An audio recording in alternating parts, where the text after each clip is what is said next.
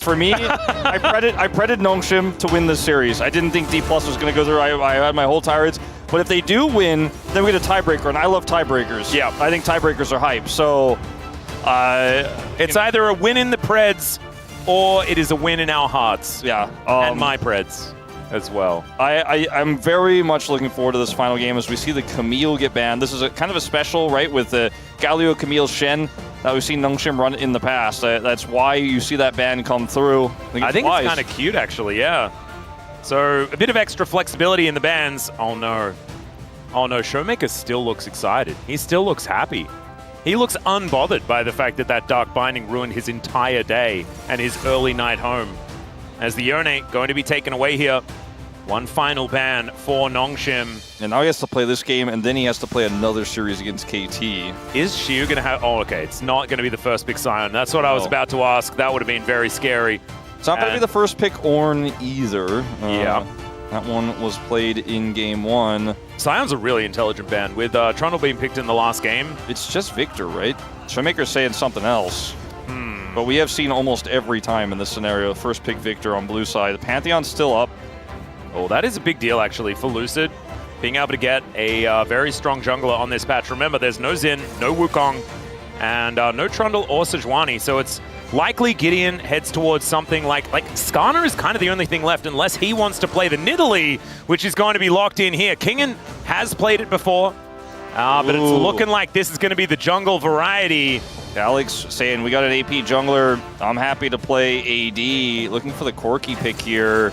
Relatively safe pick and has a really strong 2-item spike. Low win rate. It's been Chovy who's found success with this pick more than anyone else. And BDD. BDD has also looked really good on this Corki. I think debuting it here for this season at least. I could be wrong there. I actually think when I'm inspired by watching Chovy and BDD play it, I feel like it's a good pick, but it is very hard in this meta to find success with it. As a Lucian pick here, maybe they push that Lucian Braum a little bit higher this time around. Oh my goodness, okay. Braum just going to be picked here. I think they'll probably get both. Yeah. And this means that Showmaker has something planned for the mid lane as well. Something a little bit unusual potentially here into this Corki. Remember we used to see Corki into Syndra. You had to buy the early Hex Drinker, the old days.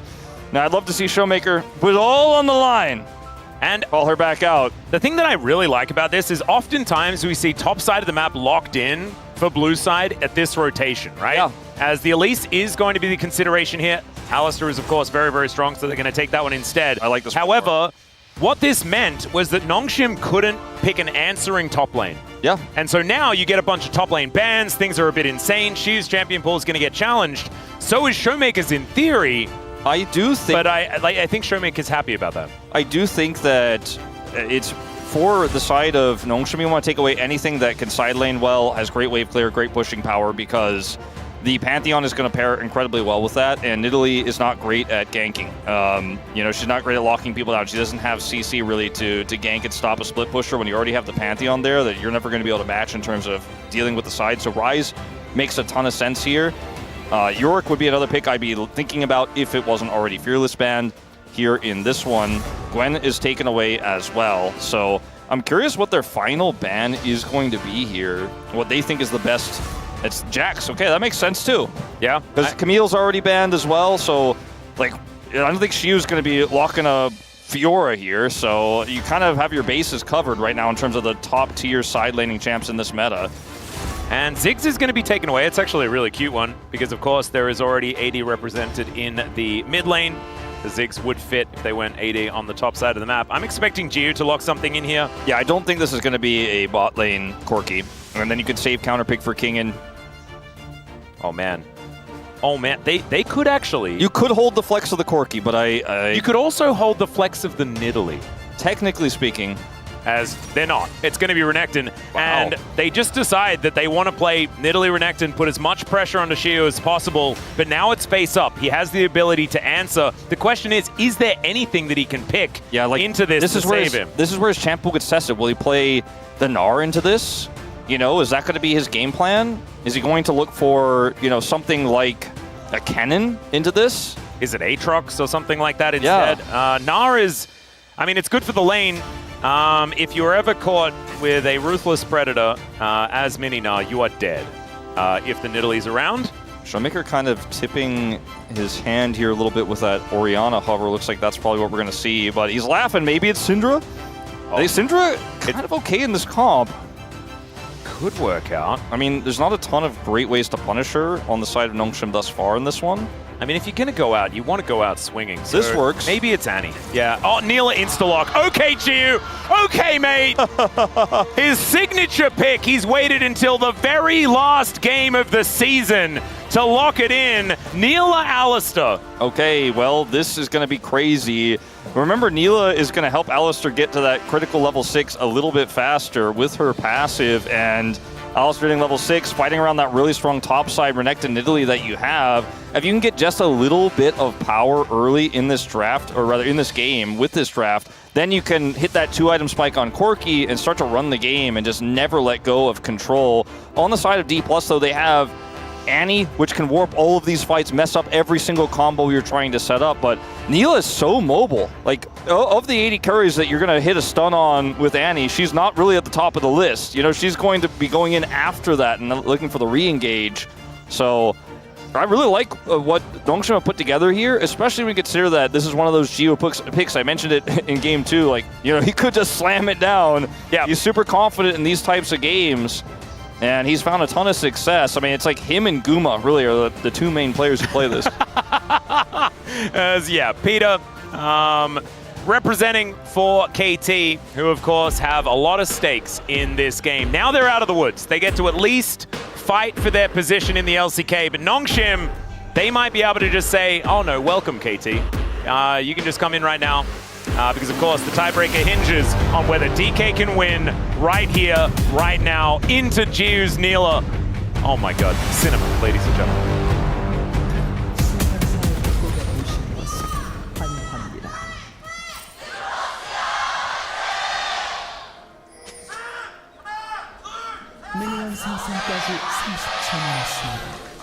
All right, here we are, ladies and gentlemen, onto the Rift, and Showmaker already charging up that stun. And with this win for Nongshim, they have locked 4th place. So regardless of the outcome here... Oh, I forgot. Annie's stun is automatically charged. Yes, at level 1. You don't need to stand in the fountain and press W anymore. No, I was like, how does he have Q? And then my brain realized that it's 2025. Yeah, it's not 2011. It's a good change they made. Sometimes I have old man brain. It's Sorry, okay. everyone. That was me in StarCraft. I'd be watching a somewhat washed guest pro player who hasn't played StarCraft 2 that much, and I'm like, yo, but he was really good back in like 2008. Yeah. You guys have to trust me. I know that was 6 years ago, but and he's played StarCraft 2 for like 1 year. But listen, yeah, and also is playing StarCraft 1, and we're talking about StarCraft 2 right now. Where are the Dragoons? Brendan Valdez knows I'm talking about KT roster action right now. Anyway. We're often talking about KT roster action, though, Wolf. In fact, we have been all today, and they're not even playing. So it's kind of perfect that you bring it up now. Well, this level 1 here going to be pretty good for barrel and aiming, but Gio with his passive is going to be helping Lehens get to level 6 as fast as possible. We'll see how lane swaps do eventuate in this game, because we haven't really seen Neela since that became the new meta. Yep. May mess with her ability to hit those spikes the way she would like to. She has a lot of dashes, and her ultimate is a big AoE pull. So her ultimate is kind of Diana's ultimate. Yeah, like another kind of Orianna's ultimate also. Yeah. Which is kind of interesting. We'll see whether it goes the same way. If it does, it's bad news for Noodles. As okay, Lehens goes in, goes back out. Just trying to get what gold they can at this early level, where it's very difficult for them. And now hit level 2. Kingen generating a lead into Gnar, not as easy as a lot of other melee matchups, but he still should be pretty fine. And he knows he's got that Nidalee backup, and there's a lot of power. So keep your eyes on Shia where he is, potentially dive setups there as well. Now, Wolf, yeah. So we got really excited about the Neela when it was locked in. It's like, it's Shiu, it's his signature pick, it's awesome and stuff. It looks really horrible to play right now. Yeah, it's not great at the first few levels into the Lucian. Don't have all your dashes just yet. Don't have any items. And you're just going to kind of get zoned. Especially because the Braum means that if you try to go for an extended trade, you're not going to win that. You're just going to get outspaced, and if you get stunned by the concussive blows, you're going to die. He did take cleanse, but it means he doesn't have barrier for additional combat prowess. Yep. It gets easier and easier as he starts to stack up some experience. As you can see, they already have an experience lead. You guys can see that below their levels, that purple bar, starting to pull ahead. And that will eventually, hopefully for them, get them level 6 for the first big group up team fight. Yeah, and actually, immediately after I said it, everything's actually looking fine. You've also got Gideon coming down, seeing whether he can find a bit of a gank angle as Aiming going to collect an auto attack, run away, and Beryl also just backhands that trap to say, no traps in my lane. Yeah, Gideon just runs over here and tosses a dime. Yeah. As Lehens finds Pulverize here. He's going to take a bit of damage back, but otherwise is okay. The sustain of Vanilla is actually looking like it's working really effectively here towards the bottom side. Yeah, no pots consumed just yet. As, you know, this matchup, we've been watching it a lot here. This is going to be a Pantheon on Fusion. Yeah. We'll clear that up with the Scryers. I was watching it just because it's so rare. It's such a niche matchup, but the experience lead is starting to be felt here. They both have incredibly strong level 6s. Oh, there's a headbutt back onto Aiming. He does get exhausted, but look at Beryl with the door. He's going to flash to get himself out of the way, and that's a lot of summoner spells. But still, they do keep themselves alive. There's at least that. Yeah, that's 3, 4, 1.5 basically on display. Gideon stayed around there, and there wasn't any vision of him as Aiming and Beryl go a little bit too far forward into the Alistair combo, and we'll end up getting those summoners there away from Beryl. Still a small lead here for the side of Aiming regardless. See if any follow-up ganks happen to end up solidifying that advantage. Because right now you feel like, okay, all they did was survive. They lost all their sums, but he's still chilling. Like, he stayed here. Missing some CS, sadly. That's not the Gold King I know. But anyways, still feeling pretty good about how that eventuated for the moment. As Gio and Lehens are heading towards the top side of the map. Grubs in 2.5 minutes, but surrendering Drake for now. Yeah, and you've also got that late back coming through from Aiming as he does get that crash. Teleport comes in from Shiu as well as a bit of a battle for these Raptors. Hex flash over the wall for Lehens.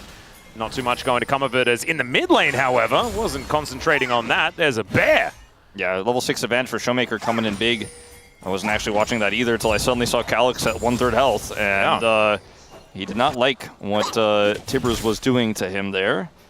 As both of them, of course, have already used their teleports for the first backs. And we're looking at the experience timer here because Alistair known to have a very strong level 6 ultimate. Uh-oh, that's a stun. That's stun. And that's an angry Tibbers who does, move out of the way. The turret is a little bit too aggressive. Pulverize is going to connect once again onto Beryl. He stands beside Aiming, though. And, oh, there's the solo kill for Showmaker! Oh, that's big. We need to go back to that. It's just a random pyroblast flying through the air. Thanks, Jonas Strong, for catching it. Flash Q, trade of flashes, but that's going to connect regardless. It's still going to travel. Yeah. Now they need to get something up here on this top side. Gio is so close to level 6. He's so incredibly close. It's like just a minion away. There it is. Now they could look to potentially look for something here, but it's literally, you know, I feel like with another jungler, maybe you could actually try to dive this with this wave, but it's not going to happen. So not going to get anything cross after Showmaker gets the kill. I'm sure we'll be taking a closer look at that in a replay here during these recalls. As, let's see, Calyx gets low. Showmaker gets the stun here. Tibbers goes through. We already saw this part. Valkyrie's away. And then he gets the auto, but he sticks around. And Showmaker just flash Q. Any late flashes. Yeah. That's not it. That's called a whoopsie. That's an unforced error. I think maybe some of the nerves of the pressure of the series coming through. He is a young player. Is good old Calyx. A good young Calyx, I guess.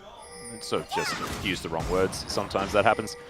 I've been using a lot of them here today. I'm bound to mess up. As all right, we are setting up a trap. Gio comes in. He's got that apotheosis at the ready. He is going to use it. Finds the pullback onto Aiming. And he's just throwing that whip around. He'll take down the Lucian.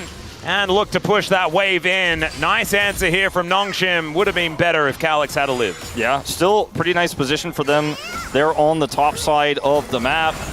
Grub spawning. Looking for some revenge now. He'll not get it as Tibbers is very angry. Still Calyx gets over the wall. Gideon diving in as it's battle Showmaker right now. As Lucid, man, a spear kind of hurts. Calyx going to have to go back once again. Does get a Primal Surge. Going to keep that health bar a little bit further up as Lucid thankfully doesn't walk in to Lehens and Gio. Holding on to the headbutt for now is Lehens, and now they dive onto Jiu here. The instant exhaust comes through, two-man pulverize from Lehens as Beryl puts up the door. Lucid's still gonna die though, as once again Calyx so low, but this time Showmaker can't finish him off, and it is just a dead Pantheon. Yeah, that was a pretty wild fight there that eventuates and breaks out, but lots of things going right for Nongshim, and end up getting the pick on Lucid, who was the initial engager there. Yeah. Flash as well, so big wins here. It looked initially at the very beginning of things, right, with Calyx eating a ton of his health bar, that Nongshim was not going to be able to fight anything, but ending up being an over-reactive play from Lucid that gives Nongshim all of the grubs here.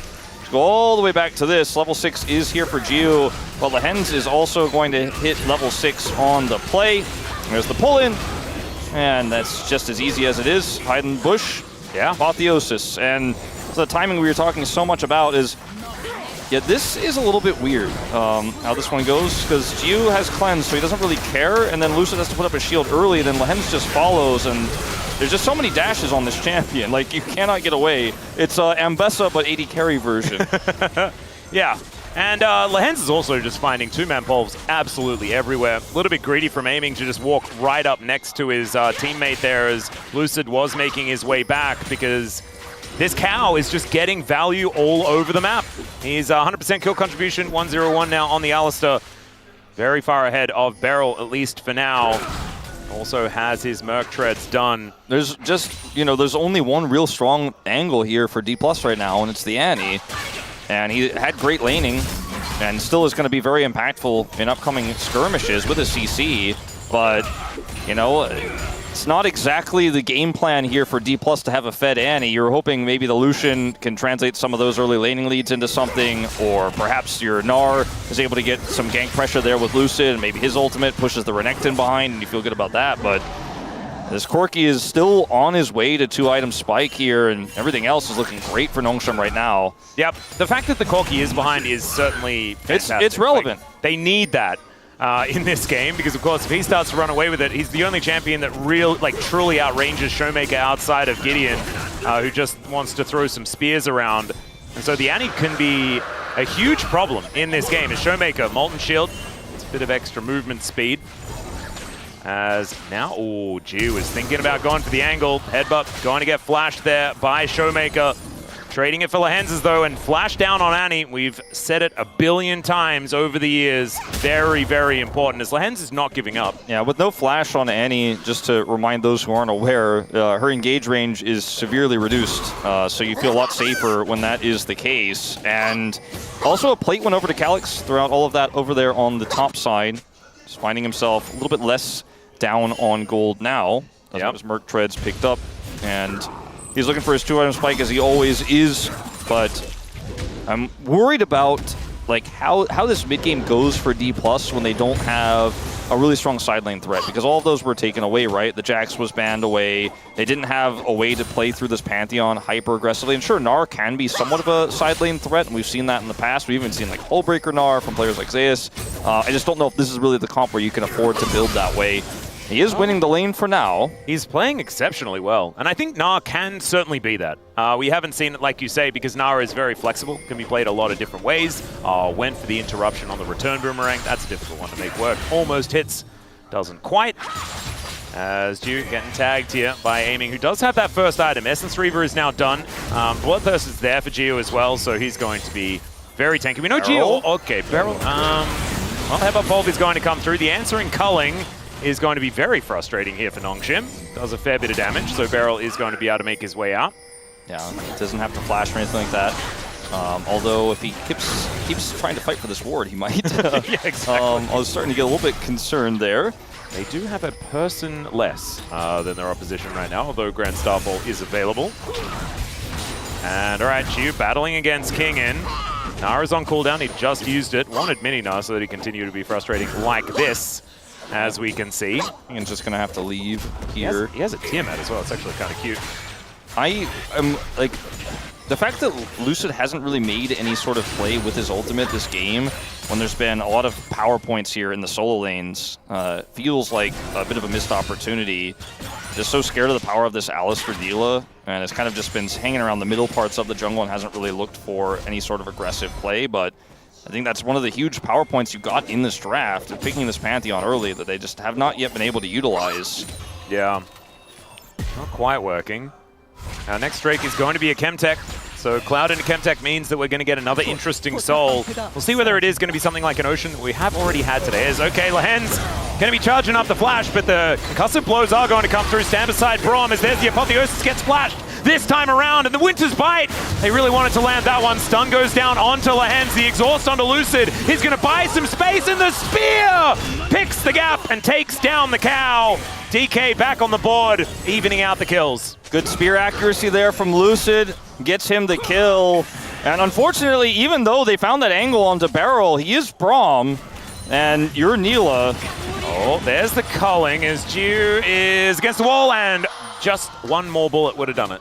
Yep, just one more, but he doesn't quite have it. So Jew can thank his lucky stars for that, doesn't have to flash. And that's why... Oh, wait, he doesn't have boots. I was about to say that's why you buy boots, but he didn't have boots. Maybe if he bought boots, he wouldn't go down to 1 health in that moment. Maybe that's it. Maybe that's it. He just doesn't do that much damage yet. Like, the most value out of him is if he hits a squishy target, sure, or if he's able to set somebody up, like Gideon, who unfortunately is here super late, then maybe you can get a kill here. But the ult from Barrel is fantastic, and they turn it instantly. Lehen's is the target, stun comes through, and Lucid says, charged up Q. Bam! Oh, execute. Man. 350 right there. And of course, Lehen's was in a really good spot at that point, so gets that bit of extra gold as well. The chunk of change will be able to afford him another Phage. As Showmaker just going to deliver a bit of a stun over the wall there. The change in position of that spell, very, very cute. As Nongshim setting up for the Rift Herald. The location of the next fight, level 11 on both of our top laners. Don't have the Trinity Force done for Shu just yet. Yeah, this is going to be a really tough fight to win. Yeah, even with positional advantage here. Yeah, I think Nongshim should maybe consider looking for the Dragon instead. It spawns in 15, and they are making a pivot towards the mid lane at least. Gideon hanging around, looking for a Scuttle steal. And engaging on the Barrel I don't think is probably the play here. Yeah, they're just going to stay around and continue to try to fight for Prio. Showmaker was thinking about trying to kill Calyx again, but doesn't actually commit to it. Okay, if they get aiming with an Apotheosis, there's an angle. Oh no, there's a concussive blows, but he's able to press that W in time still. It's not quite enough as the cleanse comes out. It's not enough. And the Lucian able to take him down. Gideon gets over the wall, but the exhaust is still there, and Shu has teleported in. Great headbutt from Lehen's to try and save Calyx. But it's not going to save them from losing so many of these objectives, and the wallet is still going to connect. I said wallet, and it's kind of working here because he had a lot more money than Lehen's. That was a really good angle on the Gnar there as well from Shu. This guy looking so good on this pick. And I have to go back to the question I was asking before, is why are Nongshim continuing to try to fight for Prio here? There was a Scuttle that's Dplus. They have a lot of information, they have a lot of vision, and there's only really one game plan in this draft here for Nongshim to fight. And when you're down on numbers like this, and your Renekton is pushing in the bottom lane, you know, looking for the engage there isn't going to work necessarily, and aiming is like, well, let me just hit you a few times while you're thinking about it, as he positioned incredibly well there. And Nongshim, I feel like, really gave Dplus a huge in here, and I'm not saying Dplus didn't play this well, but I just don't see really the angle here, as there's no Triforce. Your Corki was backing, by the way. Does show up late into this fight, but not until it's already over. Showmaker flashes the wall after setting up the stun to make sure there's no follow-up here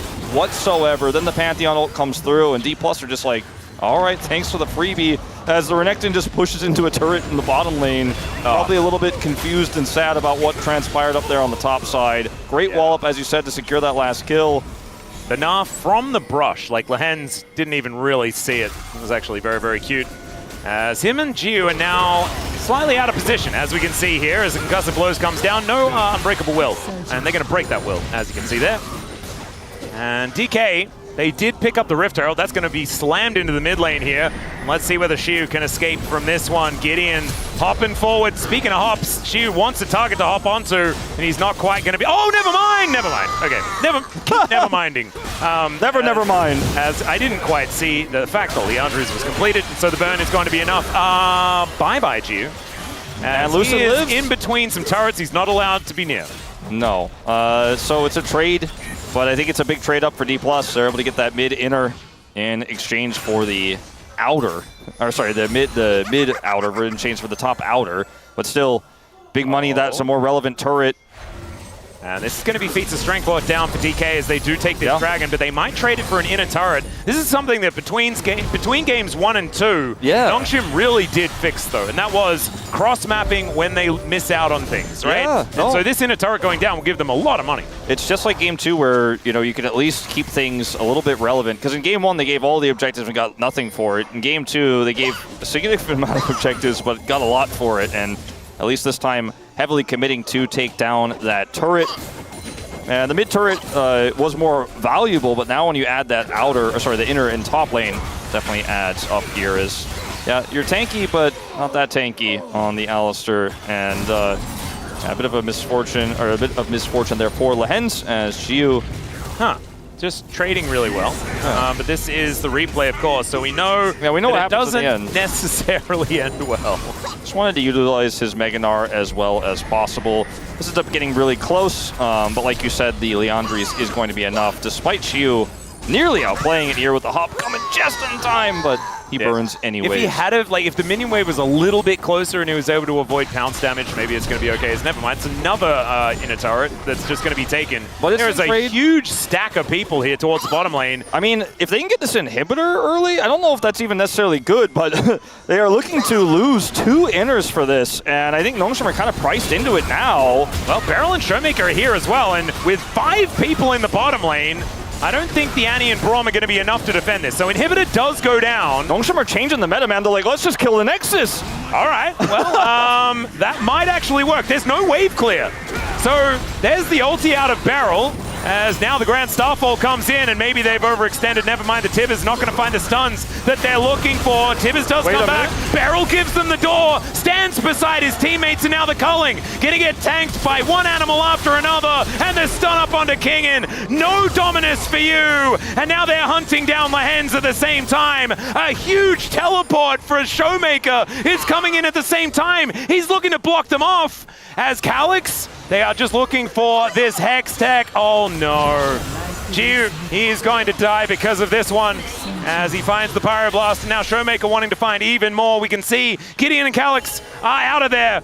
But DK, remember, their base is in complete shambles. Now, their base is in shambles, but I just don't think it's worth it. The Nexus turrets are still up, and those are less relevant to killing these days anyways. I think Nongshim just decided, because Beryl is there, and Showmaker is here, like, they can't actually back to defend, so they have to all in to force the teleport here, force the ultimate out of the Pantheon. And frankly, I feel like if Lucid teleported a little bit more aggressively to try to cut them off, this could have just been a massacre. Beryl ends up taking a lot of damage here, aiming's on the chase, and then Showmaker eventually does get that deep TP to cut them off and get Jiwoo, but this just wasn't worth it. It's so much kill gold over to Dplus, who already have objective leads, and we're able to trade up in turrets, and I mean, you got an inhibitor, but it's not necessarily that relevant right now.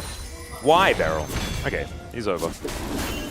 If there was a strong side lane champion like a Jax, you know, if you're a Camille, maybe you could say this is worth.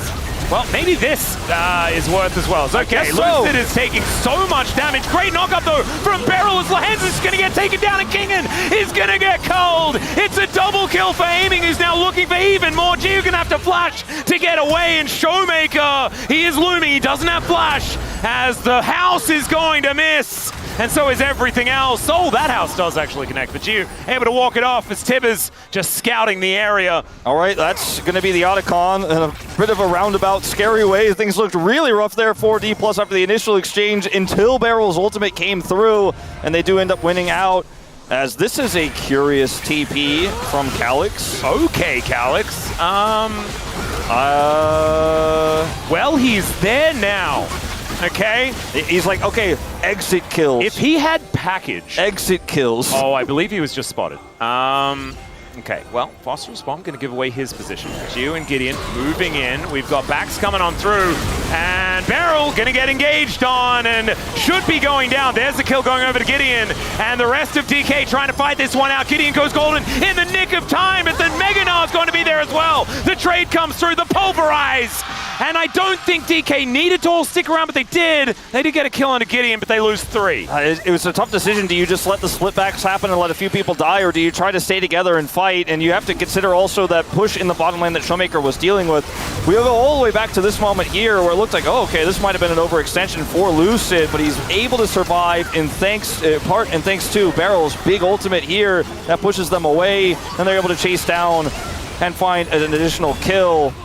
And I look at this situation and I'm like, okay, we went a little bit deep for this, we went a lot deep for this, but it's totally worth in the end if you can get the Otacon and get away. But it took so long that they have this really funky situation where there's a flanking Corki that's seen, and now you have to stick and fight, you know? You have to try to force your way into this one. They end up losing these members. It takes a long time. We got to go to live because there's a big fight on this dragon. Yeah, down to 3,000 health. Lucid in the area, headbutt pulp. They're going to try and take him down. Barrel puts up the door, though. That's going to deny a lot. As Showmaker gets the bear over the wall. King's now Dominus into the backline, gets a huge shield from the Sterix, and the Apotheosis connects as well. Gio will eventually go down as Kingen. His job is now over as he has no health left, and they didn't have enough damage to take them down.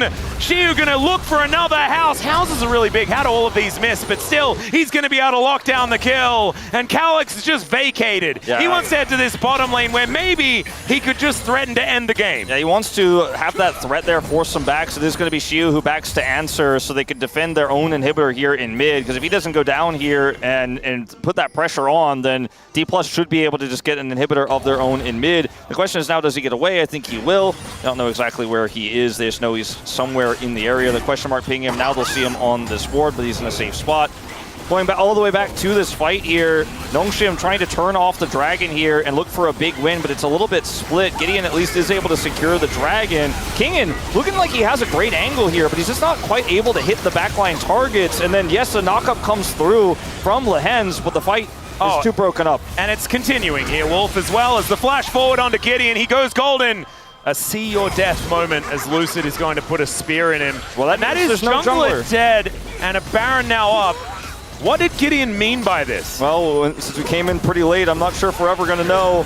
All right, Beryl looking to try and turn this one as well. He's got a big old door and he's not afraid to use it.